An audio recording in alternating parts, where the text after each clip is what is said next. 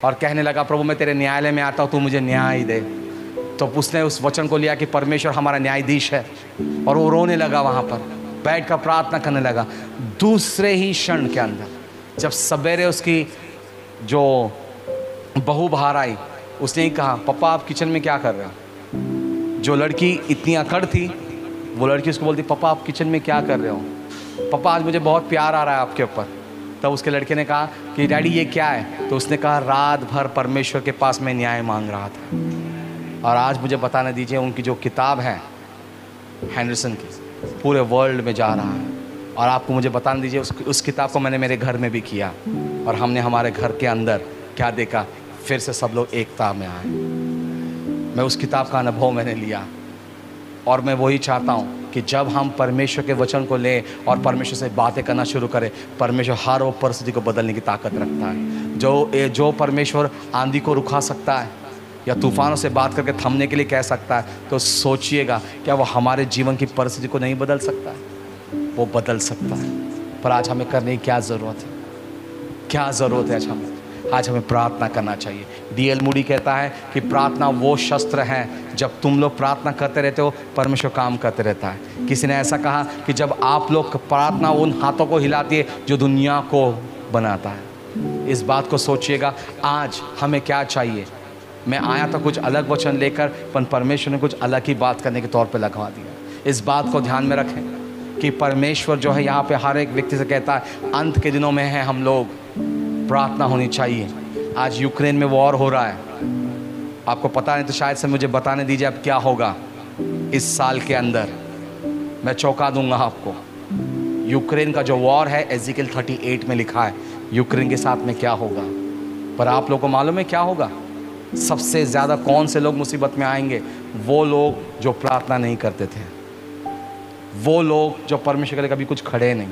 इसीलिए मुझे बताने दीजिए, ये साल जब परमेश्वर ने मुझे बात की 2022 के बारे में, मैं रोने लग गया परमेश्वर के पास। मैंने बोला, प्रभु नहीं होगा, मेरे पास से नहीं होगा। और वो बात ये है, 2022 के अंदर बहुत से लोग मरने वाले हैं, विपत्ति आने वाली है, और ऐसे दिन आने वाले हैं कि लोग वचन से वंचित हो जाएंगे। ऐसा वक्त आने वाला है कि बाइबल में लिखा है, मत्ती किताब में लिखा है कि जब यीशु मसीह आने से पहले लोग क्या होंगे? ठंडे होंगे। और ठंडे होने का चिन्ह ये है कि वो उनका पतन हो चुका है और वो नरक के मार्ग पर जा सकते हैं। फिर आपको और हमें सोचना है कि हम क्या कर रहे हैं। क्या आज हम भी वो खेल खेल रहे हैं क्या? परिवार परिवार, घर घर, प्रार्थना प्रार्थना। नहीं, यीशु ने बोला है छोटी मोटी प्रार्थना करें, कुछ नहीं हो तो उपवास कर ले, नहीं तो पास्टर है ही खेलने के लिए। ऐसा नहीं चाहिए। आज हमारे घर से टीवी बंद करें, आज हमारे फ़ोन से अंदर से उन लोगों के नंबर बंद करें जिनके साथ हम टाइम पास करते हैं। वही समय को उठाइए और प्रार्थना करने लगे। पास्टर बेनी हिन ने बहुत अच्छी तरह से कहा, उन्होंने बहुत अच्छे बात कहा, मुझे अच्छा लगा। उन्होंने कहा कि जो आज एक वक्त ऐसा वो घर में बैठे थे और अचानक से उन्होंने टीवी लगवा दिया। परमेश्वर ने उससे पूछा, तो क्या देख रहा है? नहीं बोलो, प्रभु मैं नेटफ्लिक्स देख रहा हूँ। तो परमेश्वर ने बोला, तुरंत वो निकलना चाहिए, गंदगी घर नहीं आना चाहिए। और उन्होंने उस दिन से लेके आज तक कभी टीवी लगाया नहीं। तो आज हम क्या कर रहे हैं? टीवी वो चीज़ है जो हमारे घर में दुनिया को ला के छोड़ती है। फ़ोन वो चीज़ है जो हमें झूठ बोलने के लिए मजबूत करती है। फ़ोन वो चीज़ है जो एक ऐसे नंबर्स होते हैं जो हमें कहाँ पर भी लेकर जाने की ताकत रखते हैं। तो प्रार्थना कीजिए, प्रभु वो कॉन्टैक्ट बंद होना चाहिए। एक बात को देखिए, एक नया ट्रेंड आ रहा है हमारे पास। रात भर हम क्या कर रहे हैं? जगते हैं। रात भर जग रहे, क्या कर रहे हैं? नहीं वो प्रभु का वचन देख रहा था ना मैं, नहीं वो प्रभु का वचन पढ़ रहा है। पर सवेरे जब हम उठते तब क्या है? हम लोग इम्प्रोडक्टिविटी हो जाते हैं। हम लोग, शैतान हमें फंसा रहा है परमेश्वर के नाम से। परमेश्वर ने हमें रात काय के लिए दी है? सोने के लिए दी है, ताकि वो स्वप्नों से और दुष्टांत से बात कर सके हमारे साथ। पर आज लोगों को स्वप्न ही नहीं गिरते हैं। क्या गिरता है? सवेरे उठने के बाद चाइनीज़ लोग दिखना शुरू हो जाते हैं सवेरे। My God, in the morning. हाँ क्या हो गया? नहीं वो क्या है ना, रात को काम कर रहा था। परमेश्वर ने जब कहा इन तो क्यों कर? हाँ, एक नया ट्रेंड आ रहा है। क्या है? चर्च को जाना है, हाँ जाएंगे लेट। इसलिए मुझे एक बात कहने दीजिए। बाइबल कहता है, यशायाह में वो कहता है, जिस तरह से आप मेरे साथ बर्ताव करोगे उस तरह से मैं आपसे बर्ताव करूँगा।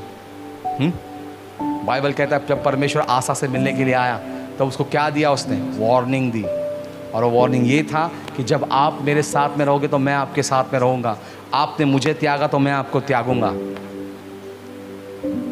फिर आप सोचो, आज आप बड़े नसीब वाले हो कि आज आप यहाँ पर बैठकर चर्च में आए हो।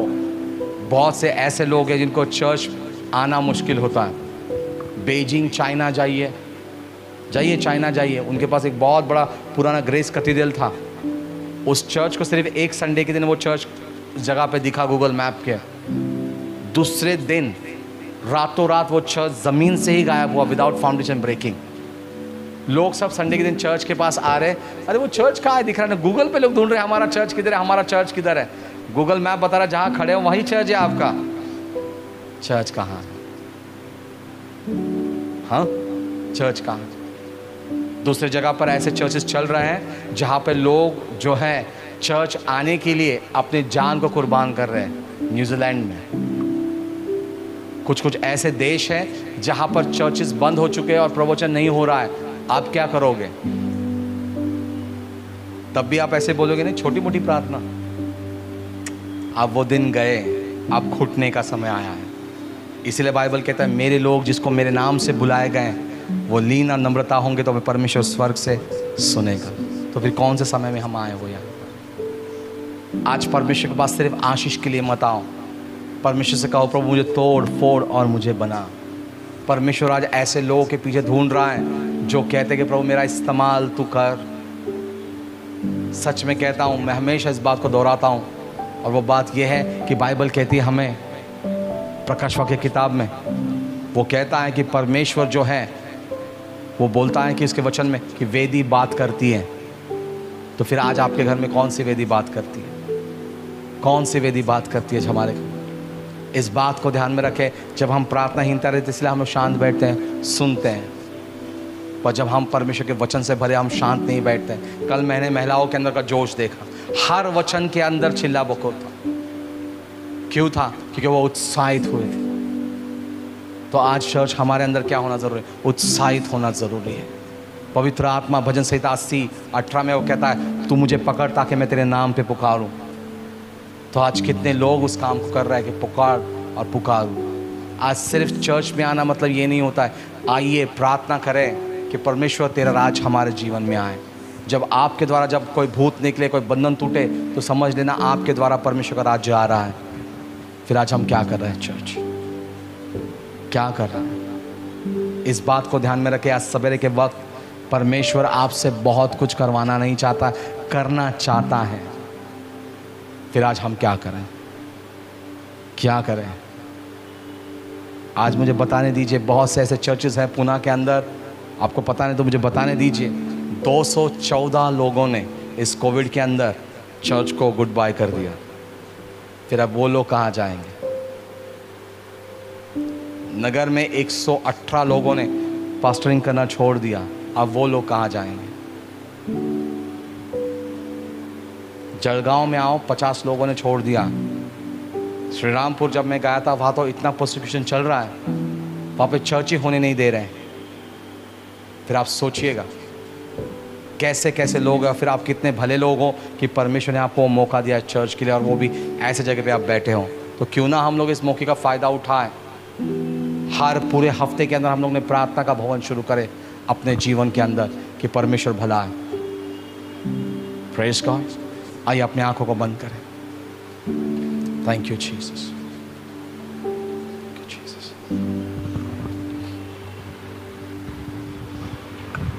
पिताजी हम धन्यवाद देते हैं आपके अनुग्रह के लिए, कृपा के लिए, दया के लिए, भलाई के लिए। प्रार्थना करते हैं परमेश्वर अच्छी भली बातें प्रभु आपने हमारे साथ बांटी, इसलिए हम धन्यवाद देते प्रभु। जो उत्साहित प्रोत्साहित का हृदय प्रभु आपने हमें दिया, धन्यवाद देते प्रभु। के जन के लिए हम धन्यवाद देते प्रभु, जो भी उन्होंने अपना हृदय हमारे साथ बांटा प्रभु जी। प्रार्थना करते उन चीज़ों को समझने, जानने, अनुभव करने और प्रभु इस्तेमाल करने के लिए मदद करें। और आपने अनुग्रह किया, धन्यवाद देते हैं यीशु के नाम से, आमीन। Hallelujah, praise the Lord. आइए क्यों ना हमारे इस प्रभु के जन के लिए एक ज़ोरदार ताली बजाएं।